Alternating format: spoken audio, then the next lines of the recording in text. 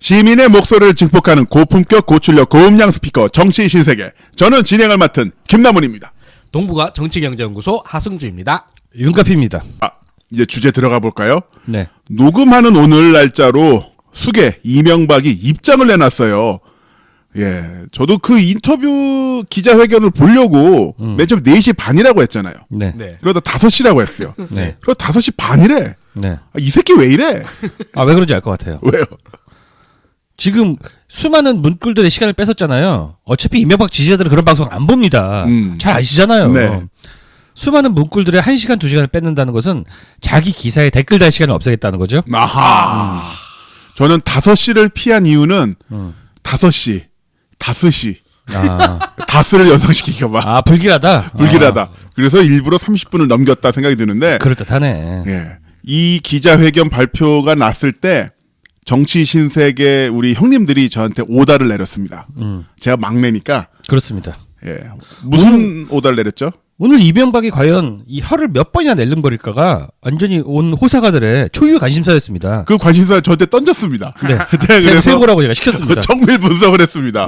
제가 살펴보니까 일단 혀를 낼름거리기는 2회. 2회였습니까? 네. 어떤 구간에서 낼름거렸습니까? 마지막 부분 기자회견 1분을 남긴 상태에서 평창 올림픽을 언급한 부분에서 네. 한번 처음에 언급을 했고요. 그 네. 중간에 국익을 이야기할 때 또 한번 낼름거렸습니다. 네, 그렇죠. 네, 그리고 그리고 기자회견 중반에 기침을 3번 했고요. 네. 기침 3번인데 두 번째 기침을 할 때는 약간 가래가 나왔습니다. 네, 가래 나왔고 완전히 자지러지듯이. 네, 근데 그걸 삼켰어요. 네. 어머. 그게 저는 왜 삼킬 수밖에 없는 것이 네. 기자회견 중간에 뱉을 수는 없잖아요. 그렇죠. 입에 물고 있기도 좀 그렇고. 그래서 아마 삼킨 것이 아닌가. 그리고 쩝 소리는 4번 정도 냈습니다. 네, 쩝 소리 굉장히 많이 내더라고요. 네. 뚜렷하게 들리기는 4회, 아주 조용하게는 뭐 한 여러 번도 한 것 같아요. 네, 이명박이 왜 혀를 낼름거리느냐에 대해서는 많은 분들이 궁금해하고 있습니다. 네. 혀를 낼름거리는 이유는 그 입에 침이나 바르고 거짓말해라라는 소리를 아마도 제가 생각하기는 왕 회장님한테 좀 들은 게 아닌가. 네. 그래서 거짓말할 때 입에 침을 바른 것이 아닌가. 그런 생각이 듭니다. 저 매우 설득력 있다고 생각합니다. 게다가 오늘 언제 이 혀를 낼름거렸는가와 결부시켜서 보면은 윤가피님의 분석이 그대로 다 맞아요. 네. 첫째로 끝으로라는 발언을 할 때 맞습니다. 끝이 아니었어요. 그러니까요. 네. 사실은 자기 끝내기 싫었거든. 그리고 더 할 말도 많았거든. 네. 그런데 끝으로라고 얘기를 하려니까 거짓말이 돼버리는 거죠. 네, 그러니까 왕 회장님한테 혼나니까 맞아. 침 발라야지 이렇게 된 게 아닌가 싶습니다. 가래침, 기침을 3번 정도 했는데 그때는 왜 기침을 했을까요? 아, 동정심을 유도하기 위해서? 두 번째 낼름도 또 있잖아. 두 번째 랜드도 있죠. 평창 올림픽의 국격 얘기를 할 때 있잖아요. 국경 얘기할 때 그렇잖아요. 본인도 자기가 국격을 무너뜨리는 범인인 걸 알고 있으니까 그러니까요. 겸연쩍은 거죠. 지금 대한민국의 전직 국가 최고 지도자가 진짜 졸라 쪼잔하게 해외여행 경비 쓴다고 해서 국정원 돈을 땡겨 쓰다가 걸렸다더라 라고 하는 게 걸렸잖아요. 이거가 지금 처벌이 되느냐라고 하는 것은 국격이 굉장히 중요한 문제지 않습니까? 그러니까 자기가 처벌이 돼야지만 우리나라의 국격이 살아나는 거예요. 네, 그렇군요. 이런 모순적인 상황에서 국격을 얘기를 하려니까 입에 침을 안 바를 수가 없는 거예요. 그렇습니다. 그렇군요. 혀를 낼름거리는 행위 자체가 불만 또는 불안에 대한 자신의 심정을 무의식적으로 나타내는 행동이라고 해요. 맞습니다. 기침은 어떤 의미가 있습니까? 기침은 자기가 생각하더라도 정말 말이 안 되는 걸 하려니까 그 혀를 낼름거리고 이상으로 몸을 자기 스스로 충격을 준 거죠. 그리고 그렇군요. 일말 네. 한 줌 정도 되는 자신의 지지층에게 동정표를 판 겁니다. 그런 얘기가 있군요. 내 몸이 안 좋았어. 저는 한편으로 이런 분석도 가능하다고 보는데 아마 기침이 나와서가 아닐까. 진짜 최고다. 네.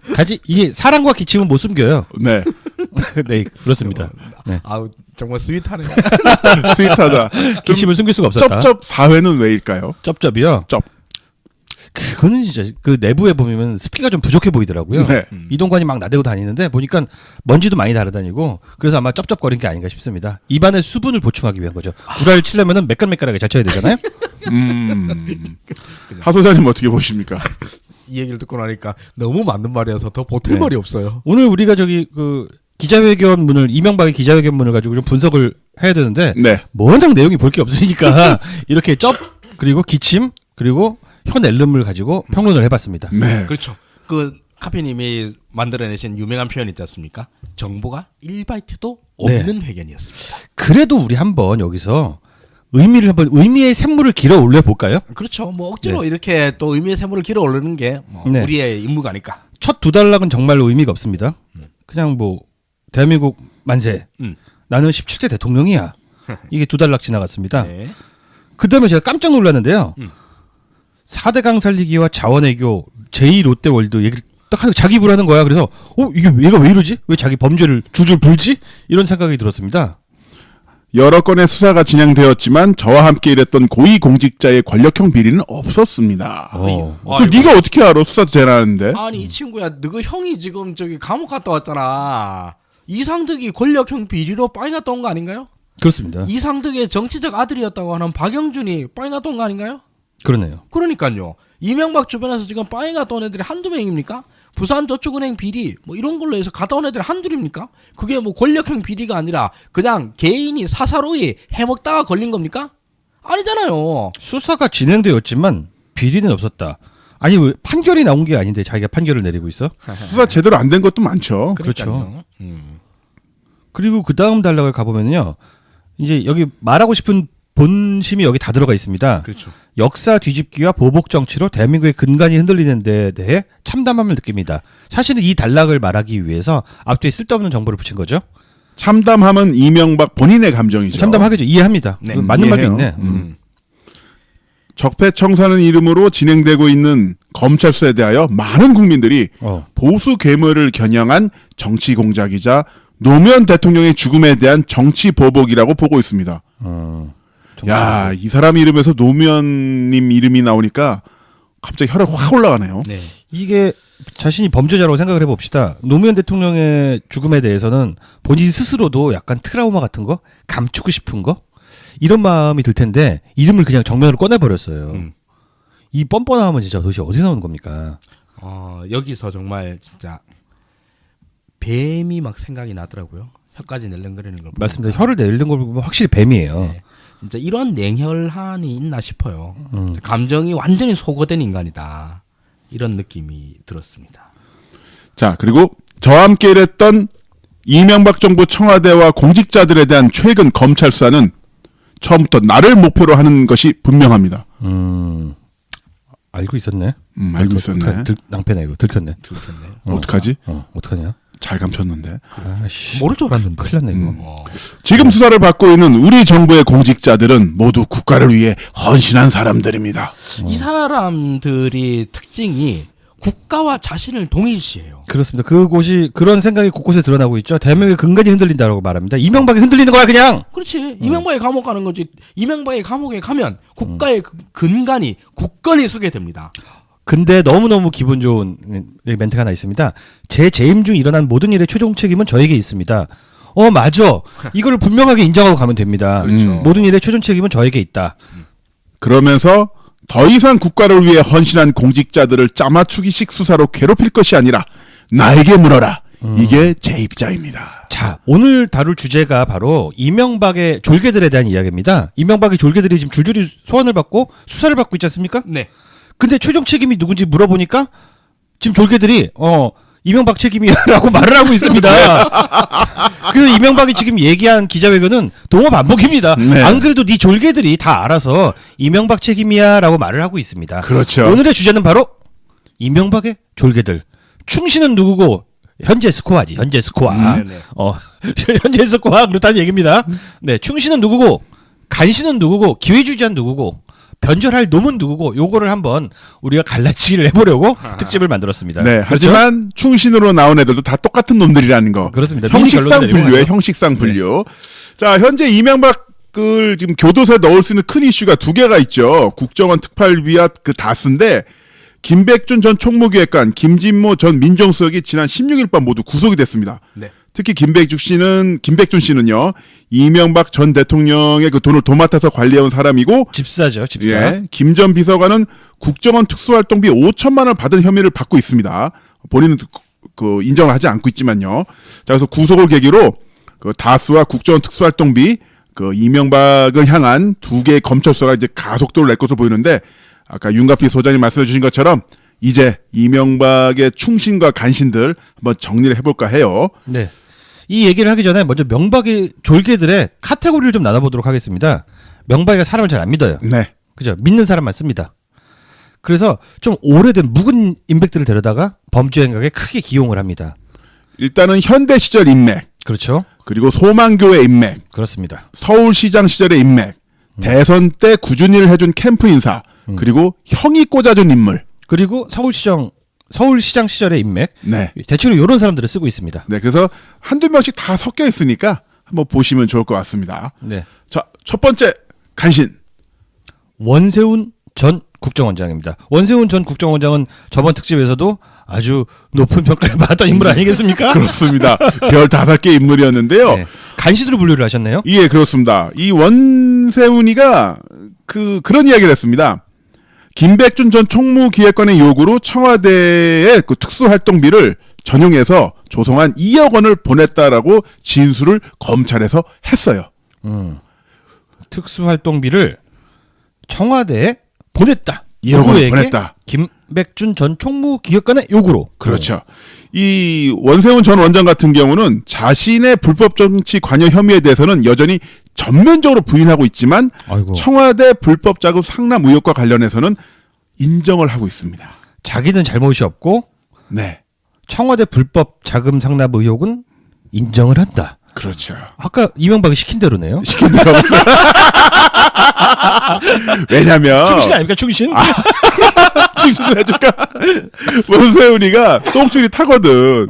원세훈은 일단은 그 국정원 댓글 사건을 그 3심 재판 받고 있고요. 네. 그리고 거기에 이어서 공영방송 장악, 보수단체 불법 지원, 여야 정치인 비방 공작, 뭐 이런 것들을 비롯해서요. 뭐 이와는 별도로 국정원 해외 공작금 200만 달러 사적 유용 사건, 도곡동 호화 안가 조성 의혹 저희가 지난번에 다뤘었죠. 네. 이거를 검찰이 완전 히 융단 폭격을 하였어요. 들들들들들 돕고 있으니까 자기 거는 아니에요. 전 그런 게 없어요. 그런 의도가 아니에요라고 하는데 야 이거 청와대 간 건 맞지? 아 그건 맞습니다. 아니 근데 저는 정말 진짜 원서를 열보고 난 다음에 뭐 어디 모자라는가 싶었던 게 청와대에서 청와대에 돈을 줬어요. 왜 줬냐? 그럼 뭐라도 핑계를 대야 될 거 아니야. 네. 그 핑계가 청와대에 기념품 사는데 돈이 모자라니까 국정원 돈을 줬어요. 이게 말이 제가 보니까 청와대 기념품이라는 게 세탁 방법론인 것 같아요. 그러니까 기념품은 그럼 나중에 어디로 가느냐? 사람들한테 나눠줬어. 그렇죠. 흔적이 안 남잖아. 그러니까 청와대 그 기념품이라는 게 나중에 핑계대기도 좋고 아하. 돈을 세탁하기도 매우 좋은 방법인가 하다. 이렇게 볼 수 있을 것 같습니다. 기념품 한다 그래서 명박의 시계 이걸 갖다가 왕창 샀어요. 명박이 시계를 2억 개를 사서 어디 갔어? 다 나눠줬는데? 없지. 지지자가 한둘이야? 뭐 이런 식으로 말하는 거죠. 아니면 흔히 말한 뭐 원가 부풀리기. 시계 원가는 뭐 5,000원인데 개당 뭐 10,000원씩, 50,000원씩 해가지고 스케일 작다. 그렇게 해서 언제 다 팔어? 팔아요. 그냥 버리는 거지 그 시계는. 그냥 한 1,000만 원 정도 파는 거지.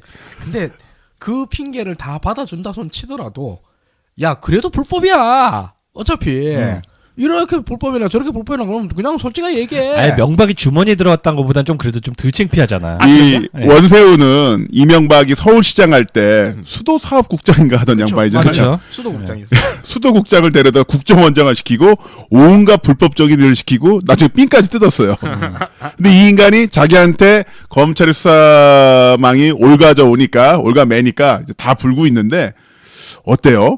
원세훈 전 국정원장 더 볼 게 있을까요? 지금 원세훈 입장에서는 이게 문제가 뭐냐 하면 국정원이 만약에 이명박한테 사적으로 쓰라고 돈을 줬다. 이렇게 되면 공금 유용이 아니라 뇌물이 돼요. 네. 이명박이 사적으로 쓰라고 돈을 준 게 되잖아요. 그러니까 이게 문제인 거야. 이것만큼은 피하고 싶은 거지. 그러니까 청와대 기념품 같은 소리를 하고 앉았는데 아하. 이게 명박이 주머니로 그냥 인마이 포켓이 됐다라는 게 되면은 명박이는 어이없게 원세훈한테 용돈 받다가 걸려가지고 형량이 추가되고 원세훈도 이게 뭐 국정농단 이거에다가 이거랑 뇌물이랑 또 완전히 다른 죄거든요. 네네. 그럼 형량이 그냥 그대로 갖다 붙는 거예요 이게. 그렇죠. 여기 국고 손실도 들어가고. 이게 이제 실체적 경합이라 그래가지고 형량이 그냥 덜컥 더 갖다 붙어. 그럼 이게 뇌물죄는 형량이 또 엄청 세요. 또 뭐 얼마 이상이면 특가법 이래 돼가지고 어지간하면 5년 이상이 되거든요. 그럼 지금 원세훈도 지금 뭐 5년 10년 이러고 있는데 여기서 한 5년 더 받아봐요. 그럼 또 살아서 나오기 힘들어요. 저도 지금 그 말씀을 드리고 싶었는데 앞으로 원세훈 행보는 이걸 생각하면 됩니다. 원세훈의 관심사는 이거예요. 내가 감옥에서 죽느냐 아니면은 살아서 나오느냐. 굉장히 중요합니다. 아까 말한 것처럼 하 소장님 말씀처럼 5년이 굉장히 중요합니다. 따라서 형량을 저는 이런 원세훈이라는 인간의 그릇을 이렇게 봐요. 자기 형량 하루를 줄이기 위해서 이명박에 10년을 얹을 놈이다. 근데 이 간신들의 특징이 보면 보험을 드는 거예요. 네. 근데 얘는 정보기관의 수장입니다. 이명박이 시키는 거 하나하나, 목소리 하나하나, 메모 하나하나 다 갖고 있을 거라고. 어딘가 USB 메모리에 그렇습니다. 저장이 돼 있고 신발장이나 아니면 본인 거실 바닥 메모를 시켜놨겠죠. 그래서 이명박의 졸개 중에서 가장 많은 물증을 쥐고 있는 게 원세훈이다. 그리고 쪼잔하기가 완전히 이명박급이다. 자기 하루 덜 살려고 이명박이 10년을 때릴 수 있는 놈이다. 따라서 1등 간신이다. 그리고 조만간 크리스마스 선물처럼 발렌타인데이 선물처럼 뭔가 계속 터져 나오겠네요. 네, 그렇습니다. 이것도 사실은 얘가 지켰고요. 여기 USB 파일 보면 두 번째 동영상이 있어요. 그러면서 본인이 형량이 줄어든다고 생각을 해. 제가 100개 물었으니까 100일은 줄었겠죠? 원세훈 파이팅! 응원합니다. 열심히 해주세요. 이게 이런 분석은 오로지 정치 신세계에서만 들을 수 있어요. 독점입니다. 왜냐하면 그냥 겉으로 보기에 원세훈은 충신처럼 보이거든요. 아, 그렇죠, 그렇죠. 네. 이명박에게 뇌물죄를 뒤집어 씌우지 않기 위해서 끝까지 내가 병신되는 한이 있더라 하더라도 청와대 기념품 사라고 우리가 돈 보태줬어요. 라는 바보 같은 소리를 하고 왔다는 거지. 그럼 언뜻 보기에는 꼭 충신 같아. 그러나 실제로는 여기서 내가 죽느냐 사느냐의 기로에서 네. 감옥에서 죽느냐 밖에 나와서 침대에서 죽느냐.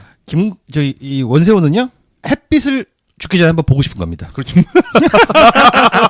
소정적이다, 소장님. 오늘 스윗데이다, 스윗데이다, 명박 스윗데이. 스윗데이. 자, 두 번째 간신으로 넘어가 보겠습니다. 두 번째 간신은 김관진 전 국방부 장관입니다. 하시는 분들도 계실 거예요. 왜냐면 꽃꽃 김관진. 꽃꽃장수. 꽃꽃장수. 김관진 짤도 엄청 많아. 지가 만든 거. 지가 만든 거. 지가 부하들한테 시킨 거.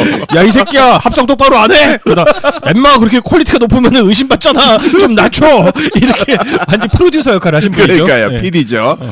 이 양반이 왜 간신이냐면, 지난해 11월 검찰 조사를 받을 당시, 이명박 전 대통령이 우리 사람을 뽑으라고 지시한 사실과 사이버 사령부의 활동 내역을 청와대에 보고했다는 사실을 진술했다고 합니다. 아유, 그걸 어떻게 얘기할 수가 있어? 이건 뭐냐면 이명박이가 사이버사 댓글 공작 사건 사전 인지 여부를 판단할 중요한 단서를 검찰에 다 까준 거죠. 네, 그렇습니다. 이거는 다 대통령이 알고 있었고요. 시켰어요라고 이야기를 했다는 것을 바로 검찰에다가 다 이야기한 거죠.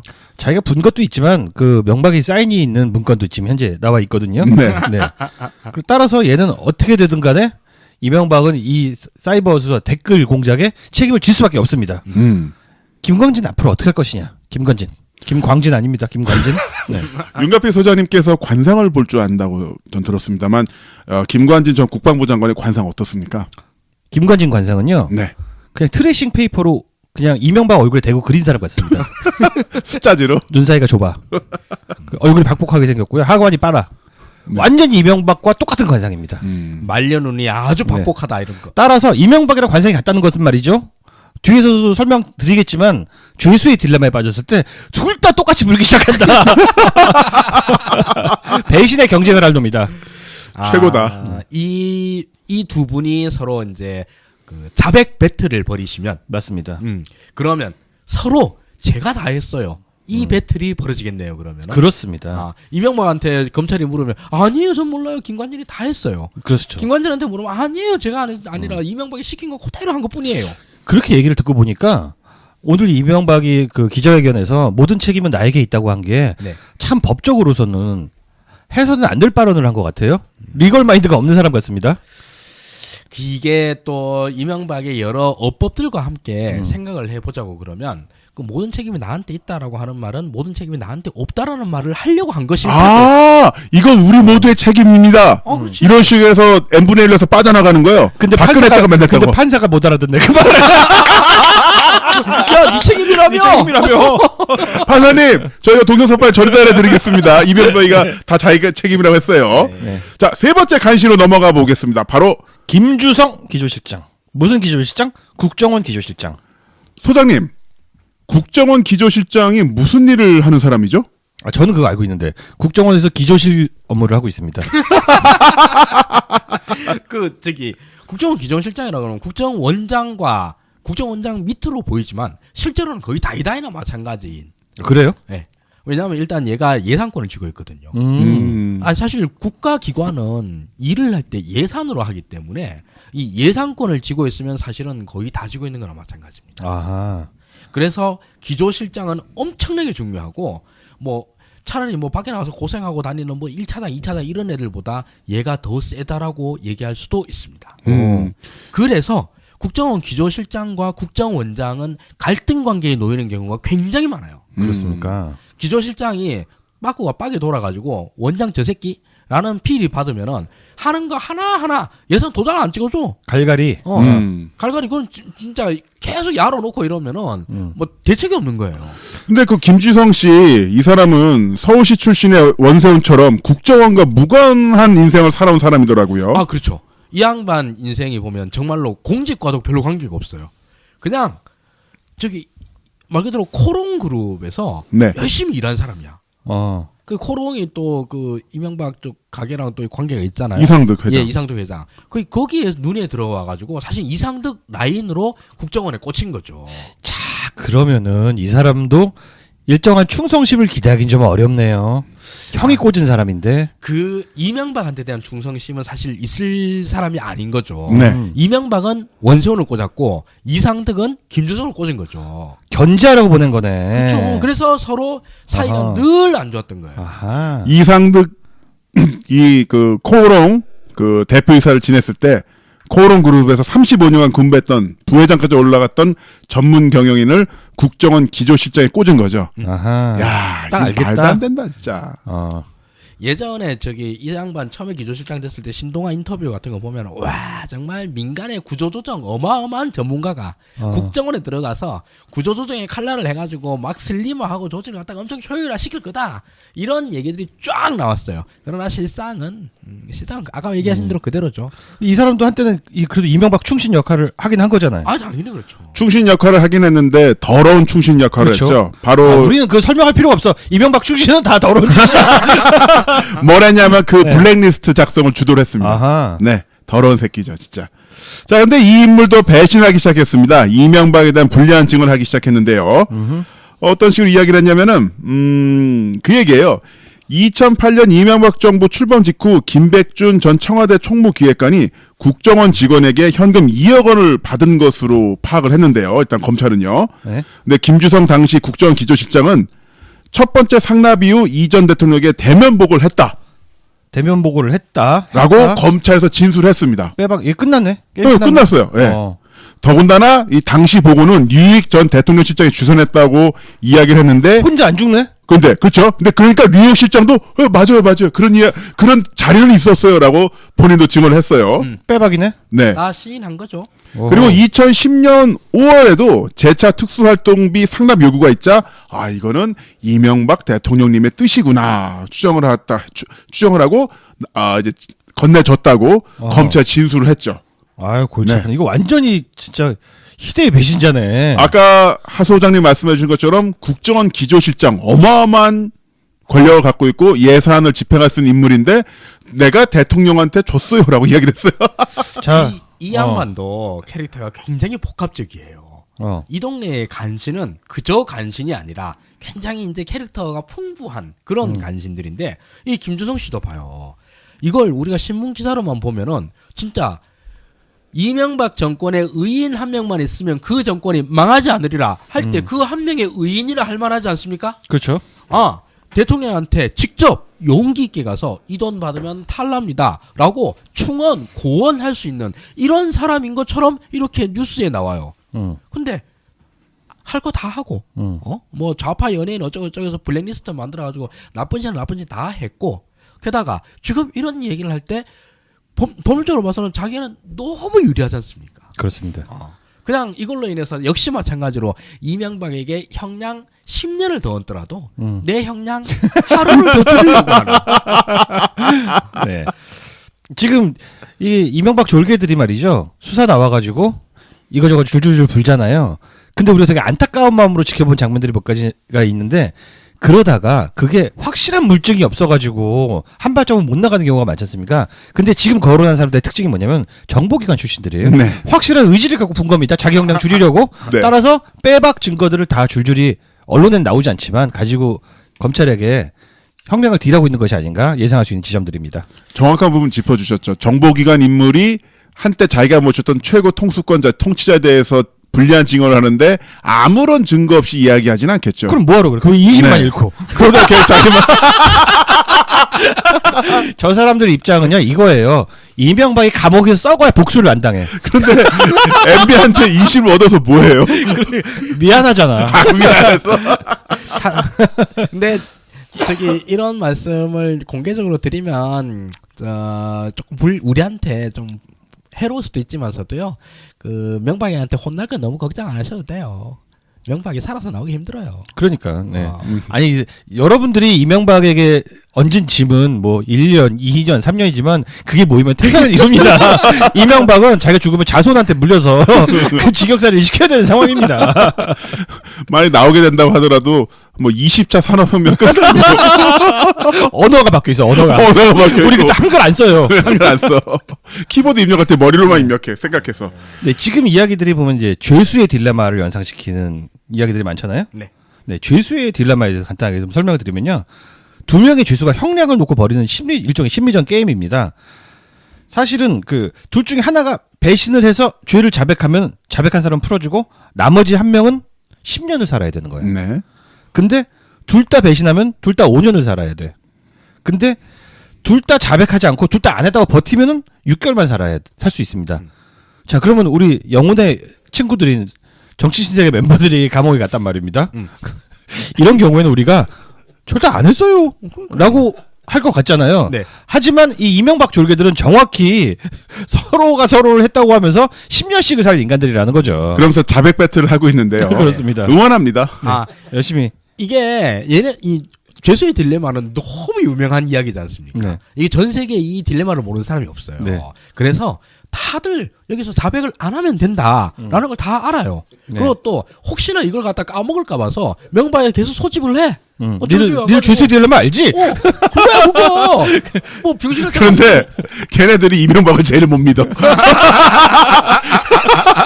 야, 저 새끼가 날 챙겨줄까? 아니야. 내 생각에 그래서 이명박이 졸개들 막 설날에 회동시키고 막 이러잖아요. 네. 그러면 다 문신을 새겨주는 거. 팔뚝에다가 죄수의 딜레마를 잊지 말라.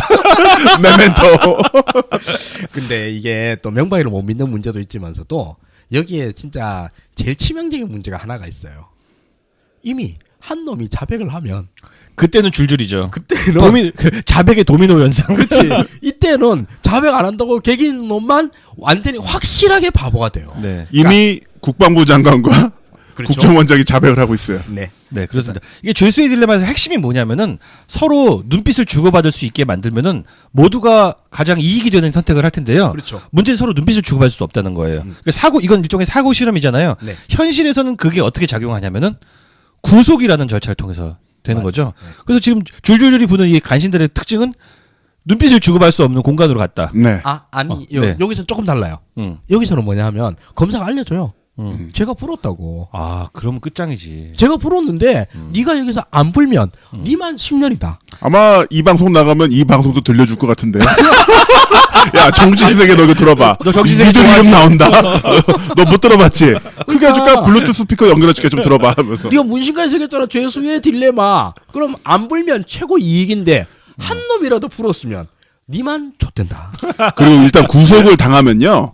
그 구속을 당하거나 검찰을 수사관, 검사랑 같이 그 수사실에서 마주보고 있으면은 변호사가 없거나 1대1로 얘기를 하잖아요. 그러면 내가 가장 의지할 수 있는 사람이 변호사가 아니라 검사가 돼요. 아 그렇죠. 왜냐면 변호사는 내 편이긴 하지만 돈 때문에 나를 위해 싸우는 사람이고 네네. 내 운명을 좌지우지하진 못하잖아요. 그렇죠. 근데 검사는 내 운명을 좌지우지한다는 걸 내가 알고 있거든. 네. 그러니까 내가 의탁이 되고 어떻게 하면 저 사람한테 신용과 애정을 얻을 수 있을까? 내가 막 자세를 낮추게 된다니까요. 그렇죠. 이쪽에 가서 본 것 같은데. 그러니까 왜 이렇게 잘하고? 자, 김희중 전 부속실장으로 넘어갈까요? 바로 그 사람입니다. 바로 아까 그 사람. 말씀하셨던 검사님에게 사랑과 애정을 받기 위해 모든 걸 다 바치신 바로 그분 김희준 부속실장님이십니다. 어떤 사람이죠, 김희중 씨? 먼저 저는 김희중이 뭐한 사람인지 사실 하나도 안 궁금한데 뒤에 나오는 직함 부속실장이라는 게 굉장히 중요합니다. 난 부속 그러면 부속고기밖에 잘 모르는데. 이 돼지 부속은 아니고 이 부속실장이라는 말은 진짜 말 그대로 개인 비서예요. 진짜 뭐 저기 오늘 집에 휴지 떨어졌는데 휴지 좀 사와 이런 얘기를 할 수 있을 만큼 이게 아주 친밀하고 그리고 관제까지 따라가가지고 오만 잔심부름 다 해주는 사람. 그러니까 말 그대로 영혼의 친구만 부속실장을 할 수가 있어요. 그리고 이 제1부속실장이 대통령의 영혼의 비서인 거고 제2부속실장이 있거든요. 네. 이게 영부인의 그렇죠. 네. 그래서 박근혜가 제1부속실장은 자기야. 근데 남편이 없는데 제2부속실장이 왜 있어? 그런데 제2부속실장이 있으면 좋지 뭐 해가지고 제2부속실장 만들어가지고 5만 국정농단을 또 다 하고 그랬었어요. 이명박이 살고 있는 집에서 화장실에 휴지가 떨어지면 마트 가서 대신 사온 사람. 그 정도죠. 그런 사람이 이 사람도 이제 뻘짓은 많이 하긴 했어요. 뭐 이전에 그 저축은행에서 뇌물 받았다가 1년 3개월 실형 받은 적도 있죠. 그러니까 영혼의 짝이지. 주인이랑 똑같잖아. 근데 이 김희중 전 부속실장이 증언했습니다. 네. 뭐라고 증언했냐? 국정원에서 자금을 받았다. 받았다. 이명박 전 대통령 내외의 해외 순방비 등으로 1억 원 가량을 받았다고 검찰에서 실토를 했습니다. 지가 받았다고 아니면 이명박이 받았다고? 받아서 넘겼겠죠. 아, 근데 문제는 지금까지 앞에 나왔던 거는 다 줬다였잖아요. 그렇죠. 근데 받았다는 사람이 나온 거예요. 어허. 퍼즐에 궤가 맞춰지기 시작합니다. 그럼 누구한테 받았냐도 나올 것이고. 그렇죠.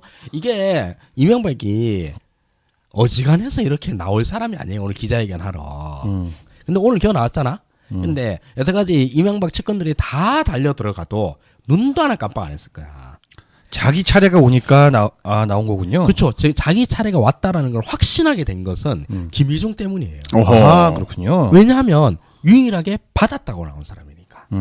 그리고 아까 얘기했다시피 영혼의 비서인 마트에서 휴지 사올 만큼 그렇게 친밀한 사람이 받았어. 엠보싱으로 사와 네, 이러면서. 그렇죠. 그게 잘 닦여 밑이. 요즘은 내겹이야 내겹. 내겸 휴지. 그럼 이 사람이 비서실장이 진짜 말 그대로 개인 비서가 돈을 받았는데 돈을 받았다고 검찰에서 얘기를 했어요. 그러면은 요까지 검찰에서 저기 신문에 나온 건 요까지야? 자기가 받았다. 그러면 그걸 받아서 내가 썼어요라고 뒤집어 쓰려고 이 얘기를 했겠어요? 아니면 이 돈 받아서 명박이한테 갖다 줬어요? 라고 얘기를 했겠어요. 제 생각엔 이렇습니다. 받아서 저기 이명박한테 준 것처럼 이 형량도요. 받아서 이명박한테 준 겁니다. 형량 토스. 아니 비서가 자기가 먹으면 되냐? 갖다 줘야지 주인한테. 네. 그래서 10년을 갖다 줬다는. 그래서 네. 실제로 구속도 안 되고 아마 기소도 안 될지도 몰라요. 이건 정말 좋은 샘플이네요. 검찰한테 가서 성실하게 있는 대로 고하면은 너는 멀쩡하다. 실제로 그렇게 인터뷰를 했습니다. 네. 검찰 수사를 받고 나오면서 들어가기 전이 아니라 받고 나오면서 뭐 사실 이해했습니다. 짤막하게 이해하고 본인은 집으로 갔어요. 집으로 갔어. 근데 다른 사람은 구속영장 떨어졌죠. 이것 자체가 검찰이 그린 하나의 빅픽처 큰 그림입니다. 봐라. 일단 다 토스하면 일단 집으로는 보내줄게. 네. 그리고 이분은 이미 깜빵에 한번 갔다 왔거든. 네. 그 외로움과 적적함을 알아. 다시 들어가기 싫은 거야. 그렇군요. 족같아 이러면서 나 씨발 가기 싫어 이러면서. 아니 우리 보고 군대 2번 가라고 그래봐. 그러니까 나는 순우경도 배신해. 팔까. 새돌이에 팔자. 그렇죠. 이 죄수의 딜레마를 완전 박살 내줄 수 있는 인물이 김희중이고 네. 이명박을 완전히 공포에 질리게 만들어서 기자회견 하러 나오게 만드는 인물도 김희중이고. 이거 진짜 날카로운 해석인 게 이 김희중 전 부속실장의 검찰 수사에 대해서는 아주 짤막하게만 코멘트가 있습니다. 단신으로만 대부분의 언론들이 보도를 했거든요. 근데 하 소장님이 지금 이렇게 코멘트를 해주시니까 이 사람 때문에, 이 인간 때문에 이명박이가 기어 나왔구나. 이 추론이 가능해지는 거예요. 오늘 왜 이렇게 다들 기분이 좋아? 몰라. 조금만 톤 다운 시키자. 너무 좋아하고 있잖아요. 방송이 잘 안 된다. 좋아요. 스윗해. 그러면은 좀 우울하고 맞아요. 음산하게 맞습니다. 이명박의 마음에 잠깐 들어가서 제가 이명박의 그 슬픈 마음을 한번 대변해 볼게요. 들어가서 저기 건강하게 빠져나오셔야 돼요. 알겠습니다. 주화인만 입으시면 안 됩니다. 아우 정말 너무 괴로운 게 괴로워 보인다. 제가 국정원 돈을 좀 받았었어요. 네. 그런데 네. 그건 제가 대통령 아닙니까? 성대모사예요. 대통령은 통치 행위를 하는 자고 통치행위지. 그러면 자금을 쓸 때는 통치 자금으로 쓸 수도 있는 문제입니다. 그럼 대통령의 통치 행위는 사법 판단의 대상이 되지 않는다 하는 것이 문명 사회의 기본입니다. 네. 그런데 김희중이 뭐라고 했습니까? 세상에 내가 돈을 받아가지고 해외여행 경비로 썼다고 그래요. 해외여행 경비를 원래 국가 예산으로 다 나오는데 이걸로 썼다라고 얘기가 나오면은 이 새끼가 나보고 그냥 이 돈을 갖다 내 주머니에 넣었다라는 것은 자백한 거 아닙니까? 그러면은 제가 변명을 하려고 그래도 내가 통치행위다. 씨발 그럴 거는 난 못 잡아놓는다. 라고 얘기하려고 그랬어요. 근데 김희중이 이 새끼가 내가 왜 복잡해? 내 돈 받았다. 이렇게 자백을 한 거예요. 이게 낫잖아. 잠깐만. 여기 되게 중요한 얘기가 있는데 그 받아서 여행 자금으로 썼다는 게 그냥 해쳐먹어서라는 얘기가 똑같잖아 사실은. 아니, 그렇지. 해쳐먹어서 통치행위가 아닌 거잖아. 통치행위가 아니지. 그거 만약에 뭐 떡볶이를 사 먹었어요. 이렇게 얘기하면 통치행위가 아닌 거잖아. 통치행위 아니죠. 당연하지. 그렇군요. 내가 프랑스 파리에 순방 가는데 마누라랑 같이 가가지고 거기서 루이비통 가방을 샀어요. 그런데 그 가방 사는데 그거를 내 돈 쓰기 아까워서 국정원 자금을 썼네.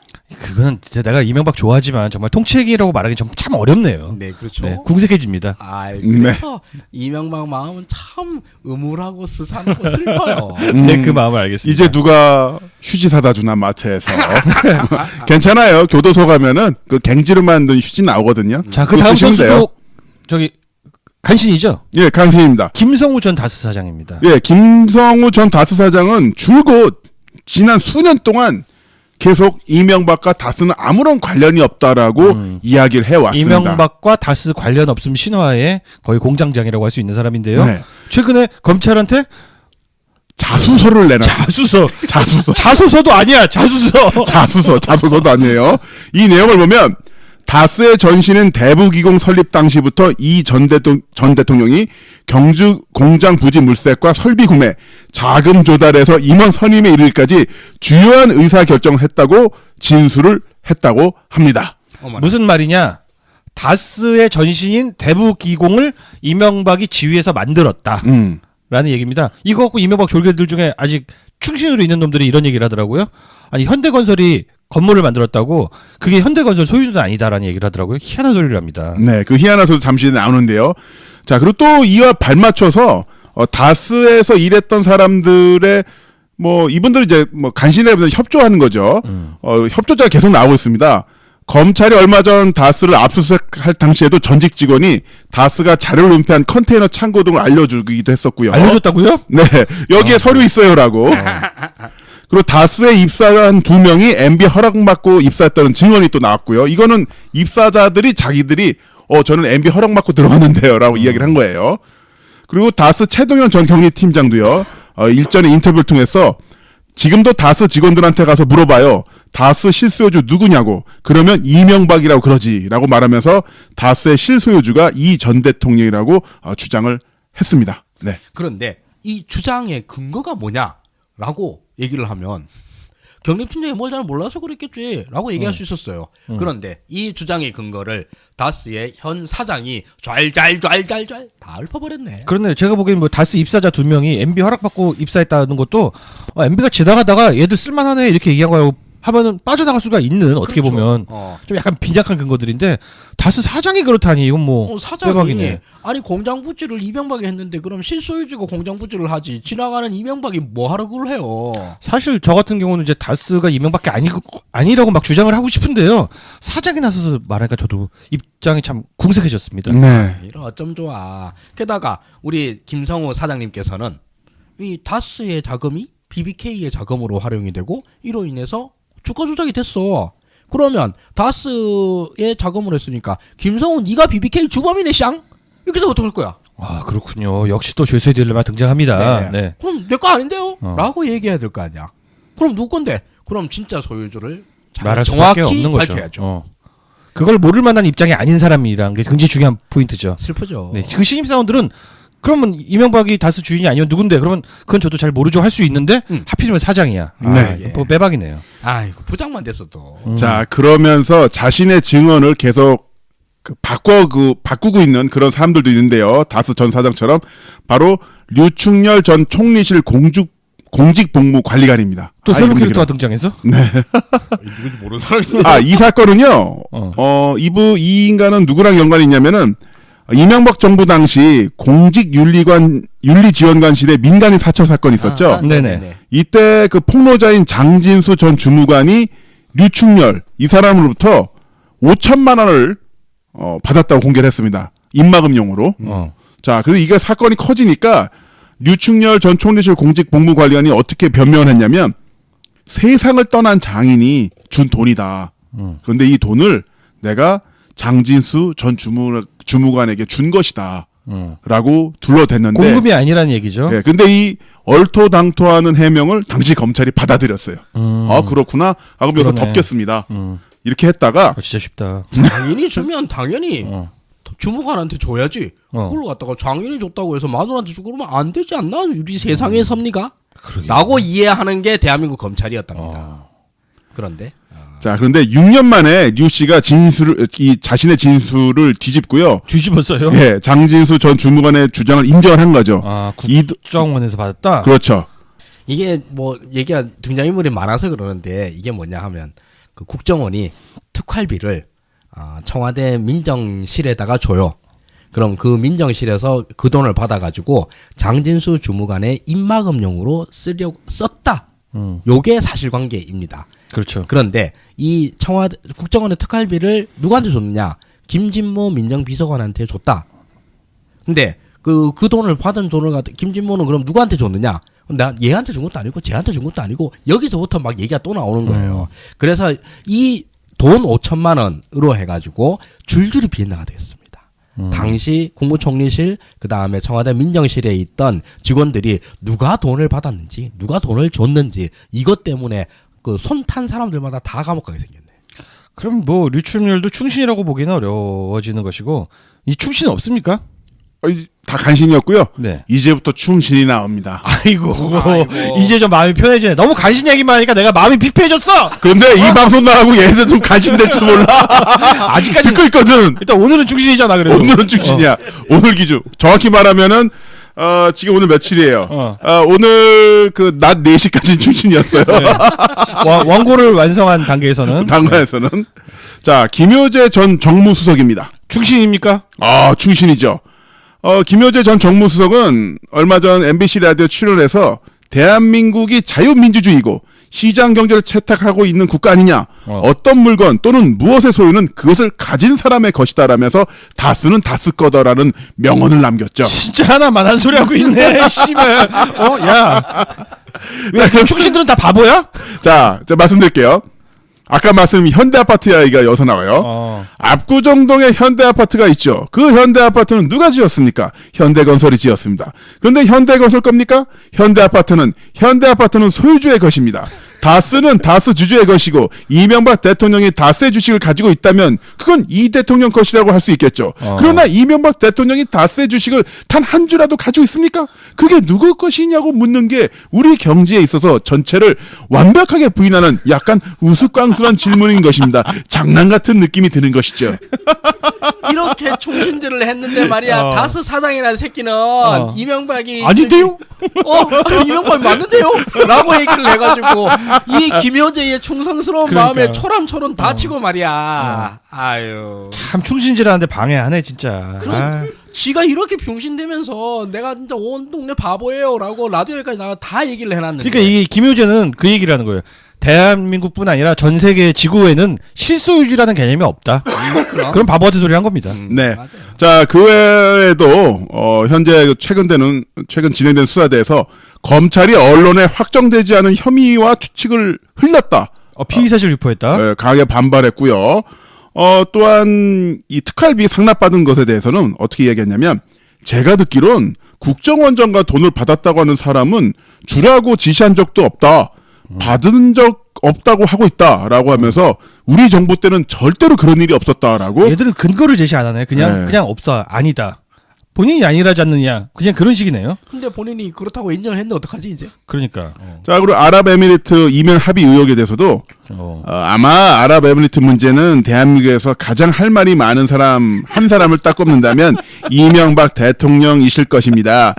원전을 유치하는 초기에서부터 모든 노력을 다해왔고 그 왔다 갔다 하는 내밀한 얘기들을 가장 많이 알고 계신 분이시죠. 그런데 이분 그 얘기 저한테도 하지 않습니다. 이를 악물고 지금 말을 참고 있는 것이죠. 내가 여기 좀 재밌는 포인트를 찾았는데 그럼 이 사람은 이명박은 많은 걸 알고 있는데 안 터뜨리고 있다. 그러면 나는 그걸 알고 있다. 라고 해야 되잖아. 그렇죠. 저한테도 말을 안 합니다. 그렇죠. 자기도 몰라요. 그럼 이명박이 많이 알고 있는 게 다 좆되는 얘기들이야. 이거 말 같지 소리를 하고 있어. 자동 참전 이런 거. 내가 이 충신들한테 해주고 싶은 얘기가 있는데 얘도 충신 아닌 것 같아. 간신 같은데. 간신같이. 마지막에 돌리는데. 난 모른다는 얘기 포인트가 있어. 빠져나간 모른다. 구멍이 있어. 그분은 그 얘기를 저에게도 하지 않습니다. 본인이 다 알고 계십니다. 나는 모르는 거야. 이를 꽉 깨물고 빠져나갈 계십니다. 준비 발에 하나 빼놨습니다. 네. 근데 정무수석이잖아.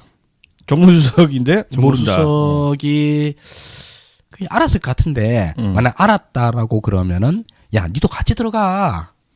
그러니까 김효재 수석께서는 지금의 기조를 끝까지 유지하셔가지고 계속 모른다고 하시는 게 유리하실 것 같아요. 예, 이게 진술의 일관성이죠. 검찰 가서도 내가 모른다고 했잖아요. 이게 지금 제가 다 알아요. 이명박은 이게 김효재가 충신인 줄 알고 있는데 김효재는 저는 모릅니다라고 말을 한 거야. 이거 진술의 일관성이 있지 않습니까? 맞습니다. 여기서 만약 문제가 생긴다고 그러면 정무수석도 모르게 대통령 혼자서 다 헤쳐먹었다. 그러네. 가 되는 겁니다. 맞습니다. 그 말을 살짝만 바꾸면 아니 정무수석도 모르게 그렇게 하시는 걸 제가 어떻게 알겠습니까? 맞습니다. 이런 거네요. 그렇죠. 그래서 함부로 충신이냐 간신이냐를 얘기할 수 없어요. 논할 수가 없네요. 이 드라마의 특징은 등장인물이 매우 복합적인 캐릭터를 갖고 있다는 거예요. 충신인 듯 간신이고 간신인 듯 충신이고. 아닙니다. 제가 투정할게요. 충신인 듯 간신이고 간신인 듯 간신이야. 오늘 두 분 너무 신나신 거 아니에요? 왜 이렇게 기분이 좋지? 맥주 한잔하고 야, 있습니까? 정말 MB 정부 충신 한 명만 있으면 저 MB 정부의 멸망을 피할 수 있을 텐데 그 의인 한 명이 없네. 자, 의인의 가능성이 있는 인물이 있습니다. 또 후보가 있습니까? 바로 김백준 전 청와대 기획관인데 바로 어제 구속영장 집행돼서 끌려 들어갔죠. 끌려 들어갔는데도 아직도 충신질을 하고 있어요? 현재까지 그렇습니다. 그래요? 근성 있다. 네. 김 전 기획관 같은 경우는 국정원에 그 돈을 유혹으로 해서 2008년 4월과 2010년 7월 각각 2억 원씩 모두 4억 원을 받았다고 검찰이 보고 있는데요. 아까 그 기념품 이야기 나왔었잖아요. 네. 바로 이 사람입니다. 김백준 전 청와대 기획관이 청와대에서 기념품을 사야 하는데 돈이 부족하다라고 이야기를 하면서 국정원 예산관들에게 돈 달라고 이야기를 했고요. 국정원 예산관들은 바로 저 사람이 저한테 지시를 했어요. 목소리가 그 사람 목소리예요라고 이제 진술을 했습니다. 거기에 대해서 김 전 기획관은 어떻게 이야기를 했냐면은 국정원 자금은 기조실장을 통해 집행되는데 2010년 당시 원세훈 전 원장이 직접 예산관에게 지시했다는 점은 상식 밖의 일이다라면서 방언을 쳤어요. 예, 그러니까 이게 원래 라인이 아니다 이야기를 하고 있는데 알다시피 아까 지난번 저희가 원세훈 전 국정원장이 어떤 사람인지 다 이야기를 했잖아요. 네. 그렇죠. 예, 자기 집에 물 선다고 국정원 요원 부르고 가정부 아주머니 혼내는데 국정원 요원들 쓰고 그런 사람인데 당연히 이런 거 무시했겠죠. 청와대 기념품을 사야 돼서 돈이 모자라요. 그래서 국정원 특활비를 쓸게요. 그런데 꼭 10,000원짜리 현찰로 주세요. 그렇습니다. 현금이 필요했어요. 꼭 국정원이 특활비를 현금으로 받았다는 점에서 우리 그 충신인 듯 보이는 분들의 어떤 공통된 특징들이 보이고 있습니다. 저는요 느낌 쎄한데요. 어, 이 사람 충신 아닙니다. 간신입니까? 간신일 가능성이 높습니다. 빠져나갈 구멍을 또 만들어놨네요. 역시 이 MB 라인 사람들은 문장을 정확히 봐야 됩니다. 자, 원장이 예상관에게 지시했다는 점도 상식 밖의 일이다. 이게 나중에 소환되잖아요. 상식 밖의 일이 일어나네. 아니 상식 밖의 일을 내가 어떻게 알아? 나도 몰랐어. 몰랐다는 얘기를 하는 겁니다. 앞서 그 기조실장이랑 같은 거네요. 네. 저기 정무수석이랑 김효재랑. 네, 얘들 다 입 맞췄어 벌써. 이 인물은요, 제가 진짜 정말 충신이라고 강력히 추천드리고 싶습니다. 누굽니까? 이재호. 이재호 충신이지. 예. 충신이지. 최고의 충신이죠. 일단은 라디오 인터에서 이렇게 이야기를 했습니다. 지금 이명박 대통령을 표적으로 해놓고 기획 수사를 해서 결국은 정치 보복으로 가는 건데 그게 댓글하다 안 되니까 다스 건드리고 다스 건드려도 또 딱 떨어지지가 않으니까 국정원 건드리고 이 과정이 좀 석연치 않죠. 이재호가 인터뷰에서 한 말인데요. 이것뿐만 아니라 또 엄청난 주장을 하기도 했습니다. 제가 이런 이야기를 한번 들었습니다. 제가 취임 전 2년 동안 외국 나갔다가 들어와 특임장관을 할 때였어요. MB가 청와대 운영은 청와대 돈으로 해야지 일체 어떤 외부로도 절대 돈 받지 마라. 이렇게 얘기하는 걸 들었습니다. 아마 대통령 씨발! 내가 이걸 잊게 하기 위해서 아마 대통령이 그런 돈 문제에 대해서 결벽증 있을 것이다. 이명박이 돈 문제에 결벽증이 있답니다. 네. 결벽증 있긴 있어요. 모든 돈은 이 세상의 모든 돈은 다 내 돈이란 결벽증. 돈이 남의 주머니에 있으면은 참지를 못해. 그러면서 이대로 가면 전쟁이다 이런 이야기도 했죠. 네. 왜냐하면요. 지금 어쨌든 간에 이명박 정권이 5년 동안 정권을 잡았는데 그 5년 동안에 그 지난 정권에 대한 일들을 한두 가지를 알고 있지 않겠습니까? 모르는 것 같은데. 그러나 국민화합과 통합을 위해서 정치보복 같은 인상을 안 주니까 과거에 아는 것도 많이 있을 거고 덮어놓은 것도 있을 거고 여러 가지가 있지 않겠습니까? 그런데 이 정권이 박근혜 정권이 자꾸 부패를 뒤지는 거야. 그 당연하지만 지난 정권에 없는 거를 억지로 이명박 대통령을 잡아가려고 자꾸 그런 걸 만들어내고 언론 동원하고 검찰 동원하고 검찰 수사하고 그러면은 전쟁이 나잖아. 전전 정권과 전전전 정권 싸움이 될 수도 있고요. 검찰과 문재인 정권은 완전히 곤란한 지경에 빠지는 거죠. 그게 패싱되는 거죠. 그리고 문정권 없어지고 이명박 정권이 다시 살아나. 이런 거 왜 시켜? 이재호가 보니까 허경영급까지 갔네. 네. 이 정도 돼야지 한 당의 당수가 될 수 있는 겁니다. 그렇습니다. 대선 후보급이죠. 대선 후보급. 맞습니다. 10,000표를 못 얻으신 게 약간 안타깝긴 합니다만은. 더 킬링 포인트가 뭔지 알아요? 뭡니까? 바로 며칠 전에 청와대 참모들끼리 모여서 청와대 참모들끼리 모여서 20명 이상이 모여서 회의를 했거든요. 네. 거기에 갔냐고 물어보니까 저는 그건 청와대 참모들끼리 모이는 거니까 저는 가지는 않았는데 그렇게 모였다는 이야기는 들었습니다. 안 불러줘서 못 갔어. 청와대 참모끼리만 가는 장소였다. 네. 저라면은요 여기 못 갔으면 진짜 불안할 것 같아요. 그렇죠. 그쵸? 왜 안 불렀을까? 그러게. 왜 안 불렀을까? 야 이건 네가 한 거고 저건 네가 한 걸로 하자. 근데 자리에 없는 사람이죠.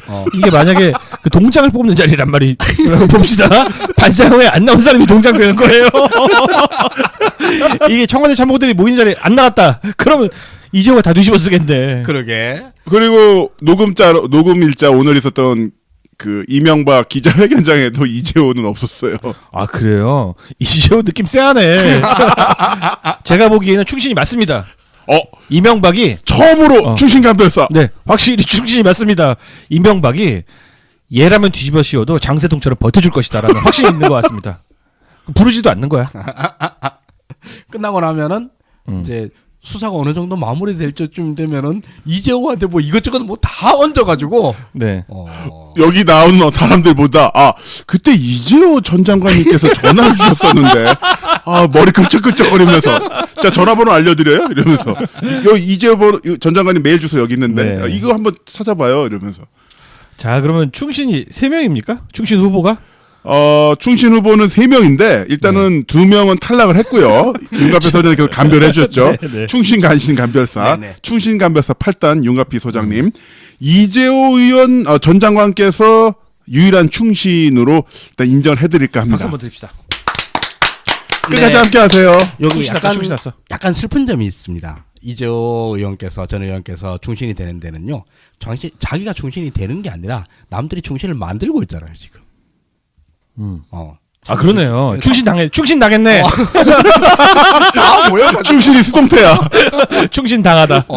나는 저기 충신이 되어버리고만 이렇게 되는 거죠. 충신이 되어버린 충신 당한 사나이. 그 비동사 더하기 PP.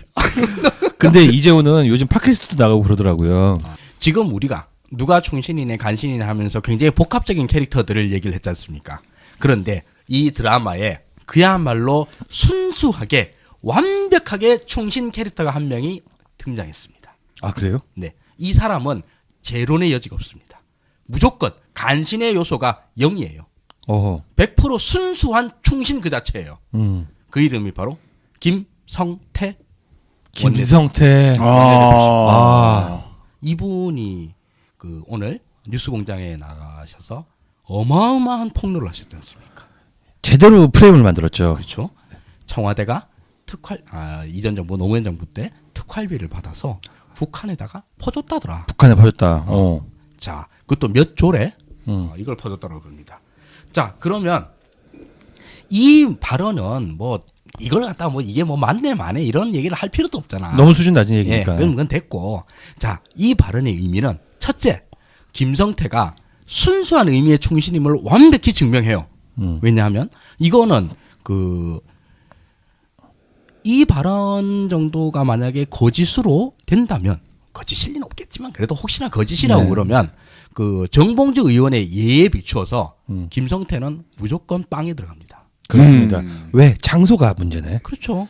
국회가 아니네. 면책특권이 적용되는 것이 아닙니다. 그러니까 허위사실 유포는 정봉주 의원의 예에 그대로 따른다고 그러면 1년보다는 무조건 많습니다. 1년보다 많습니까? 네. 몸짱돼서 오겠네. 정봉주 몸짱돼서 왔는데.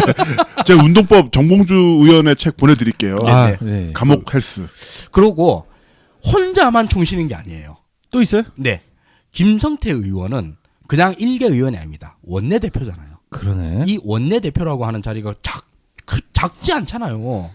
홍준표 바로 다음이에요. 이 사람의 발언은 당의 발언과 동치예요. 그러면 자유한국당 전체를 이명박의 호위부대로 그냥 쫙 둘러 쳐버렸다는 거예요. 좋겠네. 이거 어떡하냐. 이제 자유한국당은 뒤로 물러설 곳이 없어져 버렸어요. 원내대표가 나와가지고 이렇게 이명박의 개실들을 쳤는데 이제 와서 우리 이명박이랑 상관없어요. 말할 수가 없게 돼버린 거예요. 자, 그런데 김성태가 말이죠. 바로 지난주에만 하더라도 이명박의 일은 이명박의 일이고 우리 당과는 무관하다고 선을 그었어요. 그렇죠. 그랬더니 김성태가 갑자기 충신이 되었습니다. 그냥 왜 그랬을까? 혼자만 충신이 된 게 아니라 우리 성태가 충신이 되었어요. 자유한국당 전체를 다 이명박 충신으로 다 만들어버렸어. 지금 꼬리를 자르려면 빨리 잘라야 될 텐데요. 자유한국당 골치 아프게 됐습니다. 지금 빨리 교통방송 전화해요. 팟캐스트 내려달라고. 자, MB 언제쯤 포토라인에 쓸까요? 그냥 감으로 봤을 때. 1말 2초입니다. 1말 2초. 네. 소장님은? 저는 그 1월 20일 초반대 21일에서 24일 정도. 진짜 그럼 얼마 안 되는데요? 네, 저는 며칠 안 남았다고 봅니다. 저는 1월 24일이면 진짜 좋을 것 같은데 근데 1월 24일이면 좀 문제가 있다. 약간 팰 것 같아. 대통령 생신도 축하해드려야 되는 술 먹어야 되는데 네. 술 먹을 거리가 겹치잖아. 이건 안 좋은 겁니다. 폭탄주로 마시면 되죠. 마치 생일이 일요일인 거, 뭐 크리스마스가 생일인 거랑 비슷한 네. 겁니다. 따라서 24일을 피해서 그리고 술을 좀 간이 좀 풀릴 걸 대비해서 24일 이후인 27일이 제일 좋습니다. 그날이 된다는 게 아니라 그날이 길일입니다. 저도 그럼 저기 윤카피님 말씀에 완전 설득돼 버렸어요. 씨발 뭐 한 줌 미뤄. 그러니까 24일 날 술 마시고 네, 간이 해독되고 해독되고 27일. 네. 간 해독에는 어떤 게 좋죠? 출근하니 최고지. 출근 아니죠. 예. 네. 저 출근한 먹으니까 진짜 술이 안 취하더라고요. 오늘 기도 컸어요.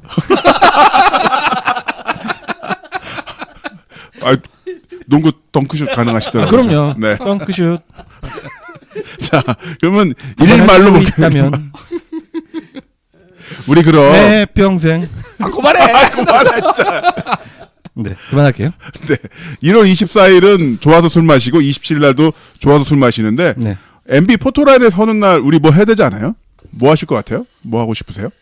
저는 뭐 이 날짜에 딱 맞춘다기보다도 이제 봉화 한번 가야죠. 봉화마을 한번 가겠습니다. 네. 그 어떻게 보면은 노 대통령이 그렇게 가실 때 할 수 있는 게 아무것도 없었던 한 청년 아니었습니까? 네. 근데 아직도 이 한마디를 기억하실 겁니다. MB 개새끼야 복수할 거야. 예. 했습니다. 근데 MB처럼 치사한 방법으로 한 것이 아니라 사법 시스템에 맞춰서 정의에 맞춰서 깨끗하게 우리가 복수를 하는 날이 곧 다가오고 있습니다. 보고하러 가야죠. 그 십수명의 매우 복합적인 간신 캐릭터들과 100여 명의 순수한 충신 캐릭터들을 만들어낸 MB 구속은 그야말로 한편의 대하 드라마이며 끌어오르는 기쁨을 참을 수 없을 것 같습니다. 저는 그냥 그날 집에서 조용히 그냥 대통령님 사진 컴퓨터 배경화면에 올려놔놓고 그냥 그 눈을 마주치면서 혼자 있을 것 같습니다. 군자의 복수는 10년이 지나도 늦지 않다. 아 그럼요. 네. 예. 저는 그냥 번개 쳐서 술 먹고 꽐라대서 이빠이 먹읍시다. 이빠이. 네, 카톡 택시 타고 집으로 실려 갈 것 같습니다. 10년이 아니라 죽을 때까지. 그럼요. 죽을 네. 때까지. 내가 죽을 때까지. 네, 지금 저희가 편집 기술이 늘어나가지고 자리에 안 계신 분의 목소리를 네. 음성 합성 TTS 서비스 통해서 집어넣습니다. 괜찮죠? 아우 좋습니다. 좀 감쪽 같아요. 진짜 깜짝 같다. 같죠? 진짜 같다. 진짜 같다. 아 힘들었어요 진짜. 자, 웃으면서 이야기를 해봤는데 이 음성 파일은 검찰 측이 원하신다면 네. 저희가 제공할 테니까 검찰에서 교부적으로 수사기법상 사용하셔도 그리고 좋습니다. 그 수사받아 온 사람들한테 이 방송을 들려주세요. 맞습니다. 그러면 본인들의 심경이 좀 바뀔 것이라고 보고 조금 더 큰 압박이 필요하다 그러면 저희가 검찰 조사실에서 공개 방송 MB에 충신까지 앉혀놓고 저희가 공개 방송 하겠습니다. 진짜 검찰의 수사기법 중에 하나가 네. 팟캐스트 들려주기가 되는 날이 또 딱 오는군요. 8명을 위한 네. 방송. 8명을 위한 방송. 생각 잘해. 부는 게 나아. 살아서 나갈래? 죽어서 나갈래? 그래 햇빛 한번 보고 죽어야죠. 그렇죠. 네. 근데 저거 여러분들 햇볕 볼 수 있어요. 맞습니다. 네. 영방에서 미루면 되잖아. 아니 시켜서 한 건데 그게 무슨 큰 죄겠어요? 그러게. 그렇지 않아요? 충신 간신 응원합니다. 다 던지세요. 나 같아도 이명 같은 놈이 시키면 하겠다. 그러고 네가 명방이한테 간신이지 대한민국을 위해서 충신이야. 그러네. 설득력 있습니다. 명박이와 국가를 동일시하지 말고 명박의 국가는 100만 광년 떨어져 있어요. 그러니까 걱정하지 말고 명박이한테 다 집에 씌워. 근데 형 다 이미 그렇게 생각하고 있어요. 그 잔소리야 잔소리. 다 알고 있어. 걔들이 더 그렇게 생각해. 취사 버튼 누르면 밥 된다는 거 알고 있어요. 이거 누르면 밥 돼. 안 하면 알려줄 필요 없어. 자, 청취자 의견으로 넘어가 보겠습니다. 올리 적폐청사님. 일병 2호봉인 우라들 새해부터 월급도 오르고 24일 단축되네요. 너무 좋습니다. 너무 아유, 부모님 입장에서 얼마나 좋으시겠어요. 자, 기뱅이 당당당님께서 댓글 달다가 힘 빠지면 에피소드 324분 5분 35초 1분만 들어보세요. 욱사마 IC 들으시면 힐링됩니다. 이 계좌번호입니다. 계좌번호. 네, 계좌번호 제가 380, 256 이렇게 이건 그 부분인데 380번이라고 했어요. 네, 380번에 우편번호도 아니고 뭐 전화번호도 아니고 이거 뭐. 미음 히읗 기역 비읍 시옷 아니 뭐 이야기인지 모르겠네. 님께서는 네이버 댓글 보다가 지금 심장 멎을 것 같아요. 쉬었다 하세요. 쉬었다. 네. 쉬엄쉬엄 하십시오 좀. 네. 그럼 저기 심장 멎을 것 같으시면 우리 유쾌한 충신 간신 시리즈를 한번 들어보세요. 네. 자, 미림미즈님께서 네이버 에피 듣다가 암 걸릴 것 같아요. 댓글 방어 외에도 제가 개인적으로 할 수 있는 것은 네이버 실검과 뉴스 배치와 댓글을 절대 신뢰하지 않는다는 것인데요. 앞으로도 좋은 방송 부탁드리겠습니다 해주셨고요. 네, 팬티멘토님 또 가사 보내주셨습니다. 오늘은 1군 1마, 진짜 정치 신세계에서 정말 1군 1마급의 예, 기여를 하고 계신 하소장님 현정곡입니다. 제목은 하소장이 하하하라는 곡이네요. 학교종이 땡땡땡인데요. 네. 네. 하소장이 하하하 철수야 놀자 안초딩은 아몰랑 대통령 놀이. 이 노래도 막 사람들이 벨소리를 하고 싶다고 막 그럴까요? 하소장이 하하하 경제 이야기 안초딩은 또 몰랑 MB 아바타 이 하하하가 하하하 이에요. 네. 맞죠? 아니 진짜 왜 다들 내 몇 번을 해도 그렇게 못 알아들어? 다시 잘 들어요. 이거라니까. 제가 특수효과로 권순욱 위원님 목소리를 합성해 보겠습니다. 그 아니야. 이거라니까. 청취자 여러분들 하소장 목소리 웃음소리 흉내 내셔서 녹음하신 다음에 메일로 보내주세요. 아 지금 땀나고 있어 쪽팔려가지고. 다 들려드리도록 하겠습니다. 김강사 267409님께서 264 그렇게 읽으면 안 되지. 김강사 267 409님 49. 오늘 아침부터 밀고 있는 드립이 있습니다. 이낙연 총리 소스인데요.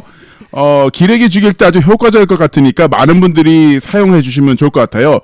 21세기의 달구지가 핵심 키워드입니다. 21세기의 달구지 같은 모질이들, 21세기의 달구지 같은 기레기들 이런 식으로 응용해 주시면 되겠습니다. 지치지 말고 유쾌하게 쌓아나갑시다 라고 하셨어요. 라임이 착착 들어가요. 21세기 달구지 모질이 기레기 이렇게. 예, 꽹가리 꽹꽹님입니다. 정치 신세계 방송 유일하게 힐링이 되는 방송입니다. 정치 신세계 진행자분들 늘 감사한 마음입니다. 화이팅! 네. 저희들도 여러분들 덕분에 매우 힐링이 되고 있습니다. 감사합니다. 자, 지난 1월 15일 정치 신세계가 팟빵 1위를 차지했습니다. 전날인 일요일 성적이 좋았기 때문에 1위를 한 것인데요. 정말 많은 분들이 축전을 보내주셨어요. 정치 신세계 멤버분들의 계정으로 각각 수백 건의 멘션과 축하 RT가 있었고 팟빵 게시판에는 축하 인증샷 파도가 넘쳐서 글을 읽기가 힘들 정도였는데요. 자, 저부터 김남은, 윤가피, 하소장님 그리고 권순욱 위원님 같은 경우는 음성 합성으로 통해서 권순욱 위원님의 감사 이야기를 음성 합성으로 들려드리고 그 에너지 많이 드니까 제가 성대모사로 해드리겠습니다. 성대모사 이제 부탁드릴게요. 먼저 저는 너무 행복했어요. 무엇보다도 우리가 같이 함께해서 바로 위에는 공중파였잖아요. 지상파. SBS 교통방송을 꺾고 위로 올라섰다는 게 너무 느낌이 좋았었고 그 노력의 결실 청취자 여러분들의 사랑 덕분이었다는 거 정말 죽을 때까지 잊을 수 없는 큰 감동이라고 말씀드리겠습니다. 고맙습니다. 네, 제 소감 말씀드리자면 문재인 지지 세력 주류의 응원을 받고 있는 정치 신세계입니다. 근데 너무 낮은 순위에 있던 것 자체가 좀 이상한 일이에요. 사실 어떻게 보면 자존심이 좀 상한 일이죠. 근데 그 이유가 뭘까? 저희가 부족해서 그렇습니다. 1등을 시켜주고 싶어도 일정한 퀄리티가 아직 안 나오니까 니네가 무슨 문파 주류야 이렇게 올리기 좀 뭐하니까 좀 기다려주신 거고 어느 정도 이제 퀄리티가 좀 찼다 싶으니까 1등으로 올려주신 겁니다. 앞으로도 이 퀄리티 간극 메워서 1등 자리에 부끄럽지 않은 팟캐스트가 되도록 하겠습니다. 살면서 이렇게 전국 1등을 해본 것은 사실 처음이고요. 전국? 예, 전국 1등입니다. 이 점에 대해서는 정말 개인적으로 너무너무 큰 영광이고 부끄럽지 않도록 하겠습니다. 그리고 1등의 자리를 계속 지켜나가고자 하도록 하겠습니다. 우리 우연히 이렇게 된 게 아니라 앞으로도 계속 1등 수시로 치고 올라가는 그런 팟캐스트가 되도록 하겠습니다. 네, 저희를 업어 키워주신 여러분들 고맙습니다. 네, 어버이의 은혜를 잊지 않는 그 마음으로 계속 방송을 하겠습니다. 이야 멋지다. 어버이 은혜. 와 가피 형 성대모사 끝내주는데요? 괜찮지? 최고다. 구분이 안 되지? 감쪽 같아. 최고다. 자, 그냥 감사 인사로 마치겠습니다. 고맙습니다. 더 열심히 하겠습니다.